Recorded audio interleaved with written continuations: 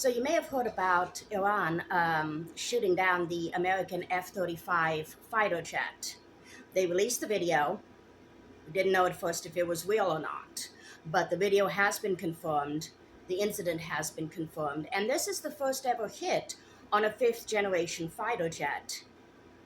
And the first time, I believe, that an F-35 fighter jet has been recorded being hit. Um, this isn't good for a number of reasons.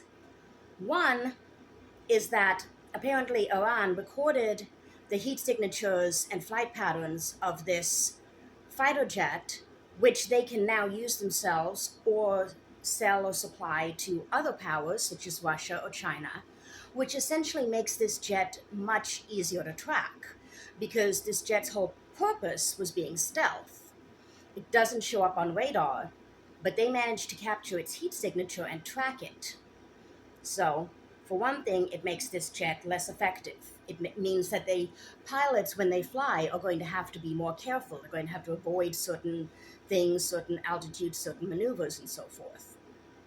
But on a larger picture, it makes the U.S. less safe.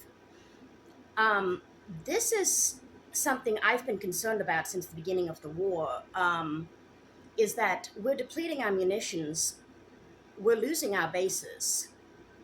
And when I say munitions, I am primarily talking about like our missiles and tomahawks and interceptors and stuff. I know we have plenty of like bullets and crap like that. I'm not talking about that. Because I was saying this the other day in a video and people were coming in my comments and going, well, when I was in the army, we had plenty of bullets and hand grenades. That's not what modern warfare relies on in this kind of engagement. Okay, there's nobody throwing hand grenades over there right now. I mean, yeah, if you do a ground invasion, sure, but what I'm referring to is these aerial armaments that we've been depleting rapidly. Another thing that happens is a lot of the time with empires, and yes, America is an empire. We've been empire building for a long time. We're a colonial power. But something that you see happen with them a lot of the time is that they will reach their peak and then almost unnoticed, they start to decline. Their society starts to worsen. Their economics start to worsen. Their manufacturing, various things go wrong, but they still have the appearance of hegemony. They have the appearance of power until it's tested. And something that you see a lot with empires is that they will get into a war, not even necessarily with a power that's more powerful than them, with maybe even a smaller power, and it doesn't go well. Or it reveals the weaknesses within their military and economic structure and so forth. And even if they win that war, shortly it'll sort of be the death knell of the empire. Not that long after that, they'll end up in another engagement that they don't win. And that's something I've been concerned about. And I'm not saying like the next day. This happens on various time frames, okay? It could be a few years, it could be 200 years, I don't know.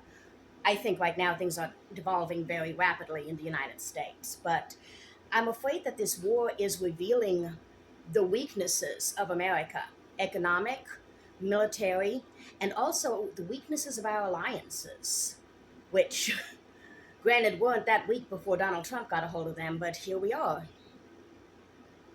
So my biggest concern in this is not whether or not we win this engagement. It's how we're set up for future attacks and engagements after this.